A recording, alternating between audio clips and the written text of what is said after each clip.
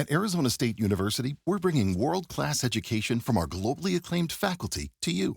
Ranked #1 in innovation for 10 consecutive years and #2 among public universities for employability, ASU isn't just ahead of the curve, it's creating new paths to success. Earn your degree from the nation's most innovative university. Online, that's a degree better. Explore more than 300 undergraduate, graduate, and certificate programs at asuonline.asu.edu.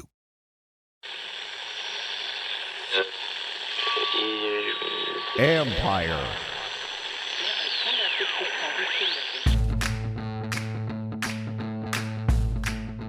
Hello and welcome to my podcast. Do me a favor, subscribe to the John Conn Report wherever you get your podcasts. If you're watching on YouTube, hit that like button, hit that subscribe button. You can find us there as part of Empire Media, AMPIRE. Always much appreciated when you tune in. Don't forget you can read my work on ESPN.com. So in a minute, I'm going to get to plays of the game, key drives of the game, etc., and then a few thoughts on Jaden Daniels. Wasn't able to dive as deep into the defense as I wanted to on Monday, trying to I'm probably do some of that for Tuesday, and then I'm going to have Logan Paulson on for Wednesday. So there won't be any live stream Tuesday night this time, just with this holiday week, et cetera. It's going to make it difficult. And so we're going to have Logan Paulson. I'm going to talk to him tomorrow, and then we're going to put that out on Wednesday. So tune in for that one. So anyway, before I get to plays of the game, et cetera, and listen, man, 3 losses in a row. It's getting tough here, folks. We know this feeling. You guys have been through this before. We've seen this before. So we'll see how this iteration of the Commanders pulls out of it. And one thing that Dan Quinn told us on Monday, it's like, it's, and this is true, it's really easy to adhere to standards when you're winning. The key is, can you do that when you're losing and when things aren't going as well? And so we're going to really learn a lot about the direction of this particular group. I still like the direction long-term for this franchise. I said that in the beginning of the year. That hasn't changed. I think you got your quarterback, and then now you just got to get some more parts around him. And I think you got to beef up that line, not just in terms of starters. I think you can always improve there, but also in terms of depth. So there you go. But that's for discussion for another time. And but what I also did want to discuss is two of the injuries. So we know that Austin Eckler, Dan Quinn said that tests on him where they came back, they were good. So, but he's still going to be in the concussion protocol. We all know how bad that looked and how woozy he looked walking off. But he's in the concussion protocol. But the good thing is he's out of the hospital. He's doing fine, et cetera. Then Andrew Wiley in the concussion protocol. Brian Robinson has the ankle. We don't know the sprained right ankle and don't know how bad it is just yet. I think we'll learn a lot more as we go through the week, as it always has been the case with this group. They're very quiet about injuries, very mum. So we don't learn a ton other than what we see day by day. So you might get frustrated at that. And I would say this, if you don't want leaks at a place, if you want to learn about this stuff, you want the leaks. If you don't want the leaks, you don't learn about this stuff. It's as simple as that. So anyway, I would like to know more, just like you, about the severity of things, but we're not there yet. So anyway, but we'll learn about more. And then Chris Rodriguez still out there. Now he was, as I record this, he remained unsigned. I do expect him to come back. First of all, they're going to need some more backs here.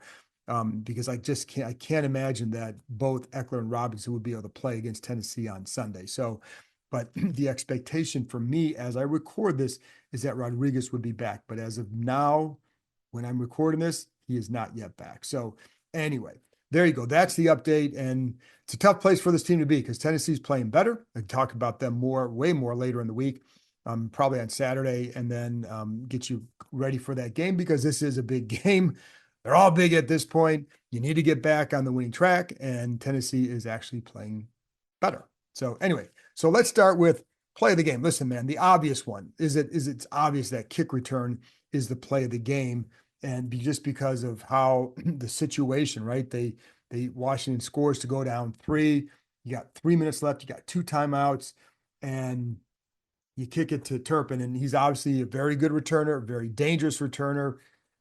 But you also have a kicker, Austin Seibert. And I'm going to read you some stats here because I think this is important to note when you're talking about, because I know some people wonder, why did you kick it to him? Why not just kick it out of the end zone?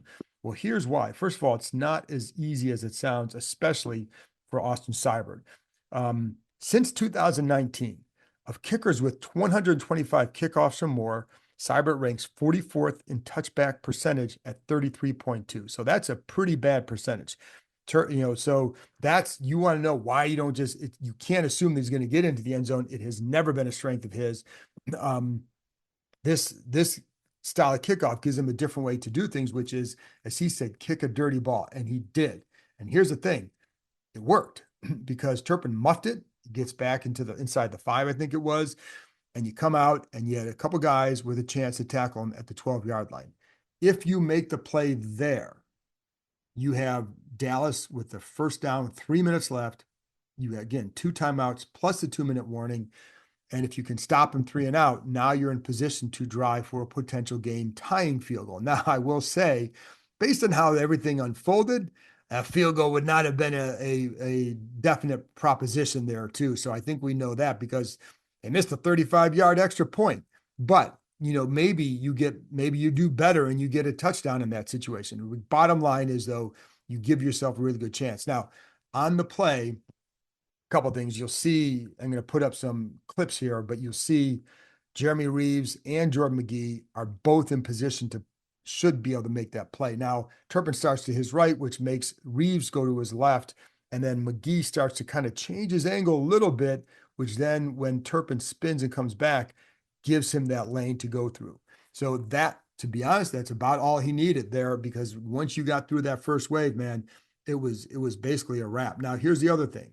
And some of you pointed this out on Twitter, but I also saw this during the game, and I actually ran some of these by somebody who is very familiar with NFL rules. So it looks like here that Mike Samerstill gets pushed in the back. Now, the one thing, this is something I want to check more on to see, is this a legit penalty? Should it have been called? And I think sometimes it probably would have been. But he gets shoved in the pushed in the back there, and you can make a case. It certainly does make it impact the play because he's right there. If you're not getting pushed, maybe you get at least trip him up or something like that. Then there was also, and I'm not including this picture because I'm not quite sure, but because it's really hard to tell. But Jeremy McNichols kind of gets bear hugged right off, early on by a Dallas blocker. But I couldn't tell if it was really holding or not. And just because it was a harder line of vision, I think, but also to see, does he get tugged as he pulls away from the defender, and does that impact the play? That's the thing I couldn't tell. So, but I would say, suffice to say, like, I think that was something that I'm going to ask Jeremy McNichols about when I have a chance in the locker room this week, because it was certainly something that stood out. And same with Samerstill, like, if he thinks, now, the one thing I would note about this group in general, they do not make, you don't hear a lot about some of these calls after the game. Like we used to hear a decent amount. We're not hearing it now, but doesn't mean they weren't penalties or that they wouldn't be upset about it. Anyway, that obviously changes everything right there. And then, I mean, play of the game too, you obviously is Seibert's missed extra point, but we saw it, right?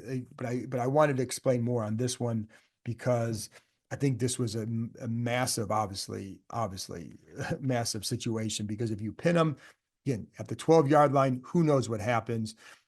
Maybe they run out the clock. Maybe they get a punt. You get the ball inside the 50, and you're starting there with a lot of time left on the clock to do something damaging. So anyway, I did have a key play part two, because it was middle of the fourth quarter, and they're down 13-9, and you still have a chance. You're still in this game for sure. And they were in the game at the end because they had, all they had to do was kick an extra point.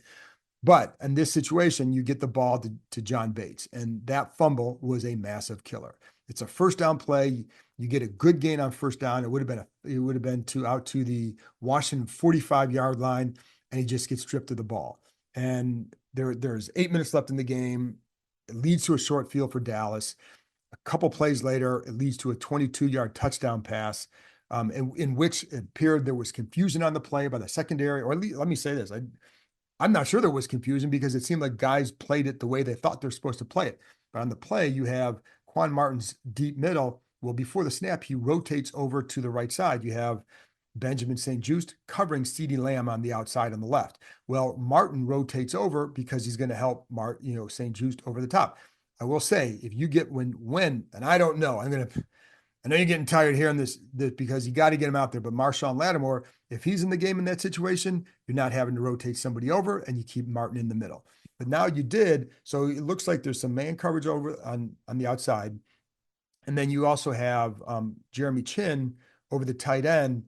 he starts to carry him and then he lets him go because clearly for him, he's thinking that Quan Martin is still over the top. So we've talked about miscommunication, or at least communicating what you're doing on the play, or communicating what your roles are, or whatever. Whether that was made, whether it was a call in the huddle, or whether it was something that changed at the line, I don't know.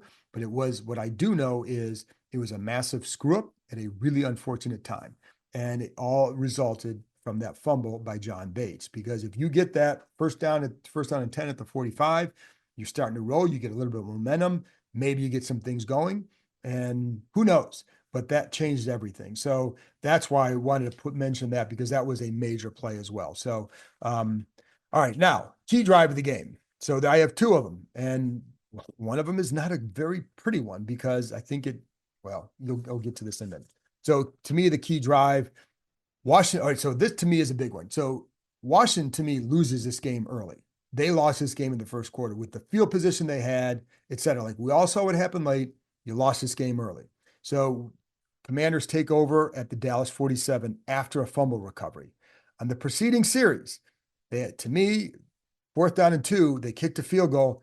I said it at the time, and I would say it now. I would have gone for that one, and I'm still confused as to why they did not. And it hasn't been something that's been, haven't really.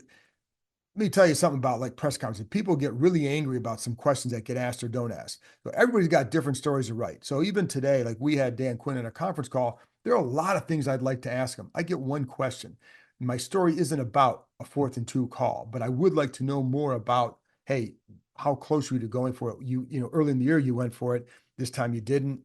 Why?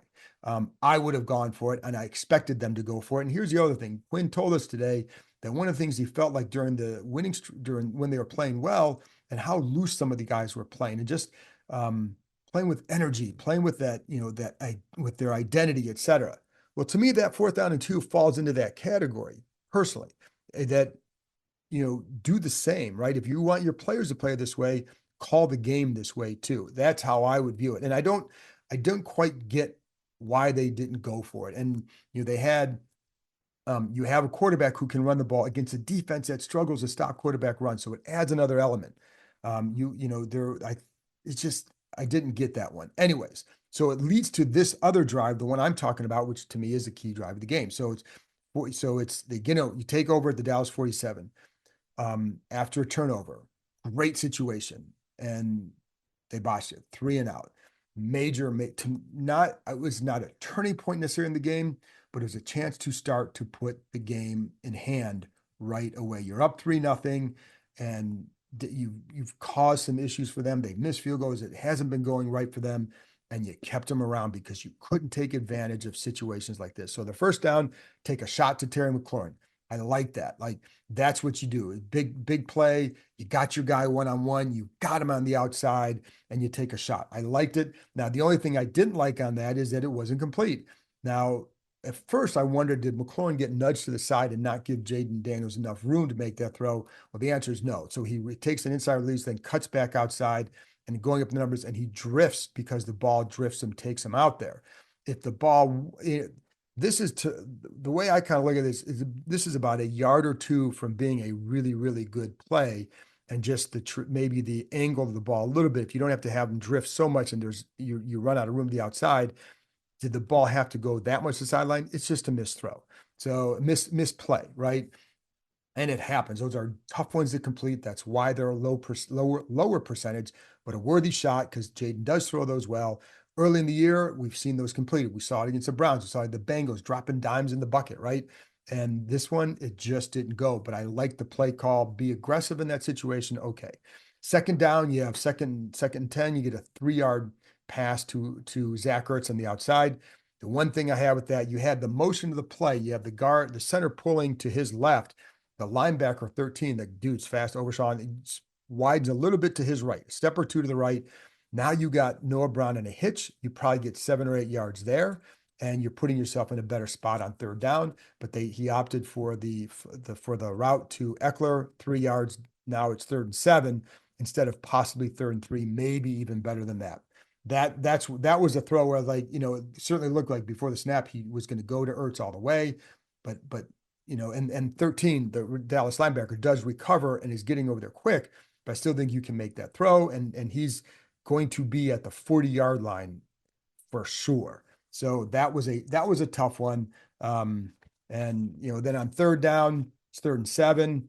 Then you get the Dallas pressure and the 5-man fronts. Dallas, I think it was 16 5-man pressures. That's the most they've sent all year. There have been multiple teams that have sent their most 5-man pressures against Washington, at least to that game, or at least to that point in the season. Dallas did the same. So on this one, you have again 13 blitzes. Man, they got some speed at linebacker, and those two, he and Parsons together, really make it difficult for quarterbacks, or should make it more difficult for quarterbacks. But here you had Micah Parsons rushing inside, as lined up inside as a down lineman, rushes inside of Cosme and gets inside there. You have Wiley getting moved back by the defensive end. And then what you had 13 was lined up over the guard, loops around to the outside. So he's going to come up to the backside. Excuse my hand there if you're watching on YouTube, but it comes into the inside, or it comes to Daniels' left side. And they're going to force Daniels out to the right. Whether it's by design or not, that's what happens. And it just so happens that 4 routes are on the other side, one-on-ones. And so when he gets forced to his right, there's one guy on that side, you got nothing there, and he has to throw it away. But he also had to, if Wiley isn't getting pushed back as much on this play, and it happens, but if he's not getting pushed back as much on this play, then maybe Daniels has the more ability to get outside and maybe pick it up with his legs. But you don't, and you got Micah Parsons chasing behind you, you're in trouble, had to throw it away, wasted series, then you have to punt.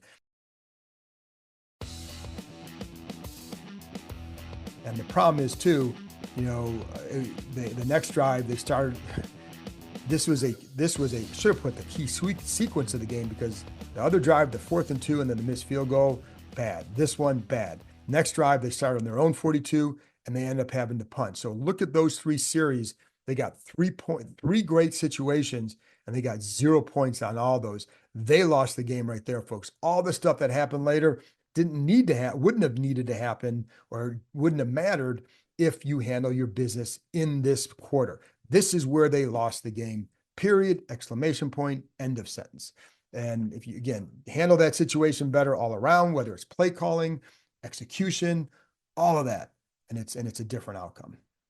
You jump on that team 10-0 or so, you turn them into maybe a little bit more one-dimensional thing, who knows where it goes, but you just take control of the game. And instead you let them late in the first half with a ridiculously easy drive for Dallas with a 41-yard deep ball by a quarterback who routinely underthrows deep balls. Just not a good look, but you allowed them to stay in the game with that. And that right before halftime, that just felt like, you lost whatever, if there was any momentum, you lost it. You lost some of it there temporarily. So anyway, key drive part 2. So here we go. Washington's up 9-3. They just score. So coming out of halftime, a good drive, despite what I said about that last drive in the first half.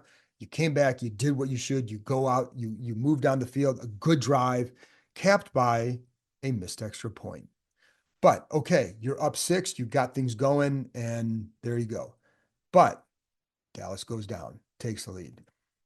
You never get it back. So that, like I said, all these other drives in the game, like you lost the lead here, and now you're playing catch up from there, and it just put them in a hole. Even though it's only 10-9, it certainly changed the tenor of the game. Like they responded right away on your field after you had scored. Like the defense needed to bow up there and stop them, get them off the field, whatever. Couldn't do it. So 9-yard run on first down gets it started on that one. You get Cleveland Farrell gets wide on there. You have Johnny Newton doubled on that one. You get moved back, creates a hole, and Dallas with the 9-yard run. But the problem is there were other issues that flashed in this drive. They got no pressure all game, and this drive was a lot of that too. Like no pressure, very little pressure whatsoever. And then there were some coverage mishaps. Like there was a 16-yard play on this one where there's a boot action and Rush is rolling to his right, where Dorrance Armstrong is covering the receiver who's just coming down the line. He went behind the formations, coming down the line. Armstrong's on him. So Bobby Wagner's starting to come over. He sees Armstrong on him. Because he sees Armstrong on him, and not an ideal matchup, but it's flat and he's there. And Rush is going to turn it up or throw it, whatever. Maybe he's going to wait for receiver to do something. But because that Wagner kind of drops to the middle, and then at the same time, around the same time, Armstrong decides to go run at Cooper Rush, drops it off 16, drops off the receiver, he vacates, 16-yard gain. So just a mishap, etc. Then you had an 18-yard pass to tight end, and this one there was a play action. Looks like Wagner doesn't drop deep enough. And looking at it, and I don't know if I'll just say this: whether he did or he didn't, there was a 5 or 6 yard gap between him and the receiver at the tight end. So it became more than that. It became an easy throw for Rush to make. On the other side, Frankie Louvu drops. It's about a couple yards deeper. There's a 2 deep safety there. So the safeties aren't necessarily supposed to come up. They're not driving on that one yet. So it's between the linebacker and the safety, but it was too wide open. Just a lot of room on both ends. And it became an easy 18-yard completion. Then you had the penalty on Igbenogany for pass interference. Legit pass interference, gives him the first down at the 3-yard line. It was the second one of the day. And he's actually in good position. He rides the guy inside, cuts back out to the outside. That's when he feels like he's beaten. He just kept running at him, runs into him. Easy penalty, first and goal from the 3. And after a good play by Dorrance Armstrong on the run by Trey Lance, then you have the touchdown pass. Now, on this one, I actually like how they tried to defend it. You have a bunch formation on the left. I like the way Washington handled it. There was it wasn't just a automatic point on point, et cetera. They played it inside out, and you have Sammer still ends up on the guy who cuts touchdown pass, who's coming from the outside. Coming from the point.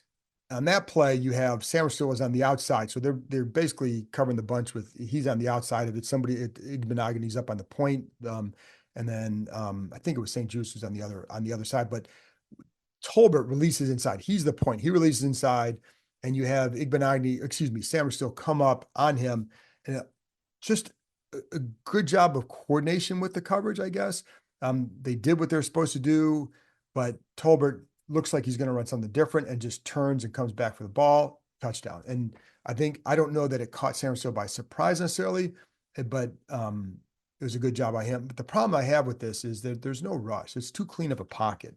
And too often I was seeing the ends sometimes would pinch the quarterback here. I think even on this play, they did pinch Cooper Rush. The problem is tackles are like, they're getting no penetration. So you never made him uncomfortable. That's why I picked that as like a key drive, because it was points. It gave him the lead, but it also highlighted some of the issues there. And it was just clean pockets too often. But also you take the lead, you go out and you go score, and then you give it right back up, and you miss the extra point, they make it. Now you're playing catch up. So even if it's a 1-point lead in that game, you knew how hard things were for them. That became a big deal. So that's why I wanted to pick that as the second one. Listen, folks, if you got different key plays of the game, because there are many, you get different key plays, different key drives, let me know in the comments, because I do want to hear it. Like, this is just my opinion, and I spent a lot of time thinking about it.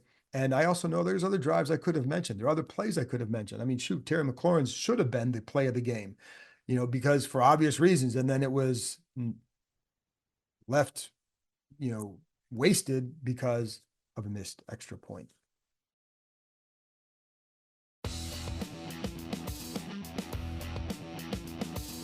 Anyway, a couple other thoughts.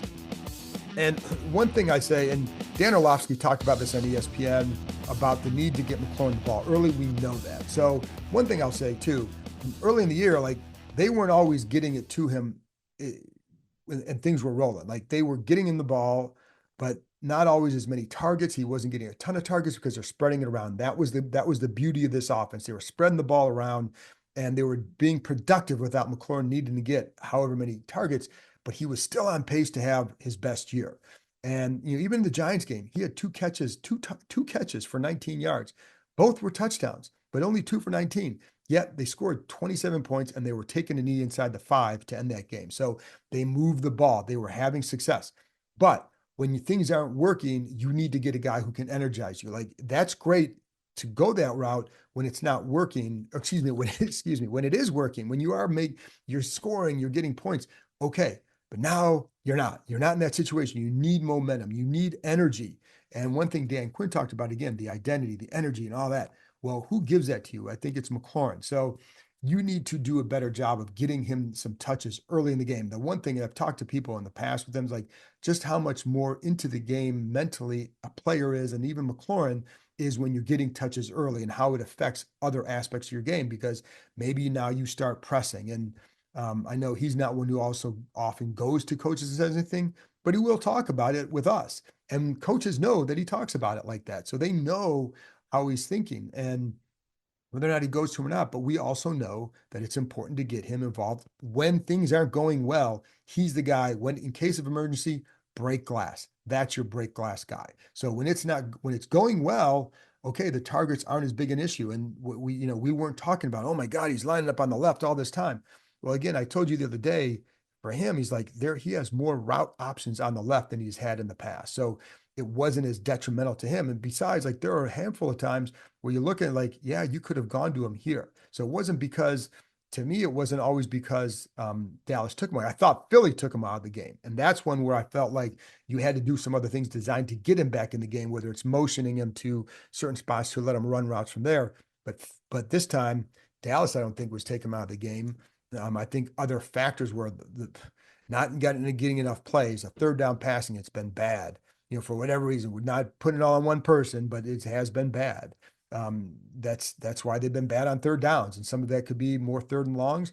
Also, I think it's just there was a better rhythm, and I think Jaden being able to use his legs more in some of those situations, which they're really kind of doing a good job to take that away. Again, a lot of 5-man rushes designed for that. Then I think they'd rather have him try and beat you with his arm than make plays with those legs. So, but I think the bottom line is you got to get the ball to McLaurin early if things aren't going right. And especially right now, it's not going well. So what can you do better to do that? And I think even for him, it can lead to better run blocking because I'll be honest, like the run blocking by him is up and down, and you could see it sometimes impacting other runs. But so get him involved early, get him in that game early, provide the energy for your team. I think that matters. And there were a couple times, and again, Orlovsky pointed this out a couple times where it's like, could Jaden have gone to him? There were some one-on-one situations. Take some of those shots. We saw it on the failed one that I brought up earlier. Was a good shot. There were a couple other shots he had as well. Instead, one time he goes to Noah Brown, doesn't make the play. Listen, Noah Brown has made some plays. He can make big plays. So do you always have to go to McLaurin in those situations? No, you don't. But when things aren't going well and he's got a one-on-one, that's probably the guy you want to get to. But and then sometimes it's also which corner do you want to pick on too? So that also factors into it. But there were definitely times where yes, could that have happened? Yeah. I don't know that, but again, I just think a lot of it is he's the guy that can provide energy. And right now, like you look at the run game, we don't know about Brian Robinson. I'd be surprised about Eckler. So where is that energy going to come from? And he's the guy that I think can get you going and needs to get you going. Like you can get him involved early, then to me, it would make a difference for this offense. I don't know that it makes the only difference because you're still going to have other issues. You can't just feed him the ball all game. That's just not how this offense is designed to work. And I think when he's been in those situations, it's usually because the offense is failing. I think the ideal thing is that 8, 9, 10 target range where, he's getting the ball, he's involved, but you're able to get it to others as well. And the other thing is too, you depending on the run game, like they, maybe it's funny because early in the year when they were really being highly productive, the run game was the powering that, right? Because like it was Cincinnati, Arizona, Cleveland. They were running the ball 80% of the time on first down and being highly productive because they were putting themselves in good situations. And but they're not, lately it's been a lot more 50-50. And even Sunday it was 50-50 despite how it felt. It was 15 passes, 14 runs, I believe it was. And some of that just gets dependent on situations, right? But the bottom line is that run game has to do it. But if you don't have that, is it now time to maybe go a different way and just get that pass game, some quick throws going again, some of those quick hitches that they've had some success with early. Clearly teams know the Eagles knew they were going to try and go to Terry in those situations. They took that away. but that leaves somebody else open. So maybe you can get a little bit more tempo out of what you're doing to create some energy as well. I do think that I like where Jaden is at. I know that he's had some rough games or numbers wise, it hasn't been. He was on a historic completion percentage pace. That wasn't going to continue as a rookie. So I still like where he's at. I still like where he is headed. There he throws a lot of the touchdown pass to McLaurin was a really nice throw. The touchdown pass to Ertz was a really nice throw. He had another one that got him inside. Oh man, I'm going to forget who this was to. Hold on I'm going to stop this for a minute. I'm going to go check my notes again and tell you which play I'm talking about. Oh man. Okay. It was a throw to De'Ami Brown. It was a second down and 16. He had the 20-yard throw to Brown breaking inside. Just a really good anticipation throw and just a nice ball and 20-yard gain. So those like you still see that. And then there were other times too where he missed on Zach Ertz. Now this is one that Orlovsky talked about where could he have gone to McLaurin? He had a one-on-one on the outside, but he also had Ertz available for a throw. He just missed it. So Ertz is breaking to the outside, and if you remember, it's down. I think it was before the missed field goal. So Ertz breaking out probably around the 20-yard line or so, something like that. But instead of angling it toward the side and leading him there, kind of threw it over his head and took him the back, and he overthrew him by like 5 yards. But on the play, which surprised me, that he was backing up on the throw and he kind of threw it and was leaning back after he threw it and backpedaling as if he was about to be hit. But there was nobody within several yards of him, and that's where I was like, that one was just that was a bad throw, and it was bad, whatever, right? So. But the one to Brown, terrific. The one to McLaurin, terrific. The one to Ertz for a touchdown, really good throw. So there's a lot of good in there still with him. The run game with him was good. That's going to need to be a key part. And I told you, like Pittsburgh and Philly, I felt like took that away. I knew Dallas would not.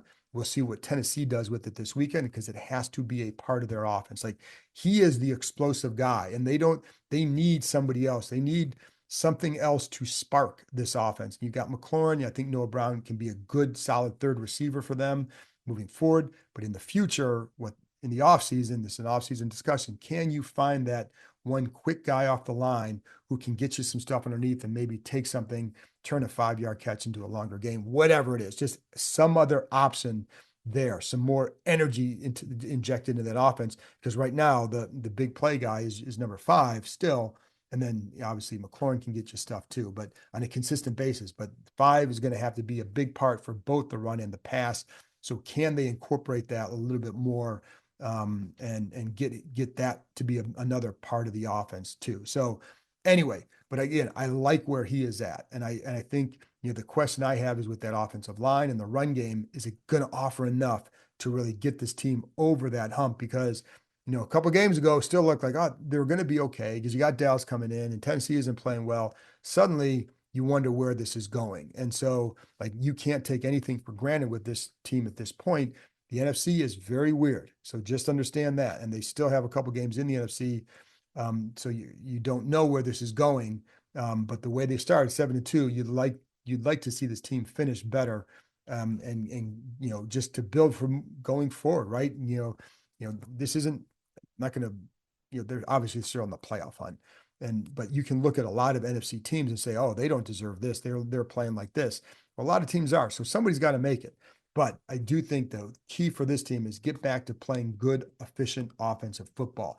Can you do that with the injuries that are starting to pile up? Like no team needs a bye more than this one. So if they can somehow gut it through against Tennessee, then you get that week off. Maybe that can get them back to better health for the final push. So and just get some momentum. That's why this is a huge game. Anyways, but I do, like I said, I like where number 5 is at. I like where he's going. I think there's still so much to like about him.